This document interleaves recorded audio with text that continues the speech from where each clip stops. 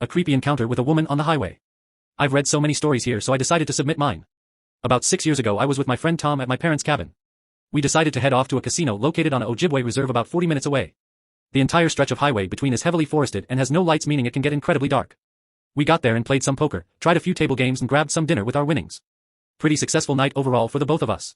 We ended up leaving the casino around 1 a.m. A little later than I would have liked given the lack of any street lights. We drive for about 20 minutes on the highway without passing any other vehicles when I noticed 2 green orbs just off the highway before a hill. Realizing it was a deer, I slammed on the brakes and waited. Several deer crossed and we resumed driving. The car was going slowly up the hill because it was a starting stop. As soon as we make the crest of the hill, Tom screamed, "Holy shit!" Right in front of us was a young woman walking in the middle of our lane towards us, no more than maybe 30 feet away. I slam on the brakes again and come within 10 feet of her. Thankfully, slowing down earlier and climbing the hill meant we weren't going fast, but what was going through my mind wasn't the fact that I nearly ran over someone, it was that this young woman with pitch black hair was wearing a white nightgown with no shoes was still walking towards us with a blank expressionless face. Not going to lie, that image frightened me because it looked like something straight out of a horror movie. Tom and I waited to see if she was going to pull up to our window and maybe ask for help or something.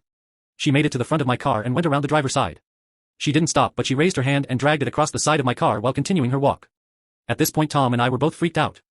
I asked Tom, "What do we do?" He said that we should just get out of here.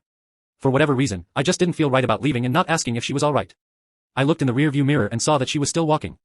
Having almost hit her and knowing that something just wasn't right, I decided to do something. I told Tom that I was going to ask if she was alright.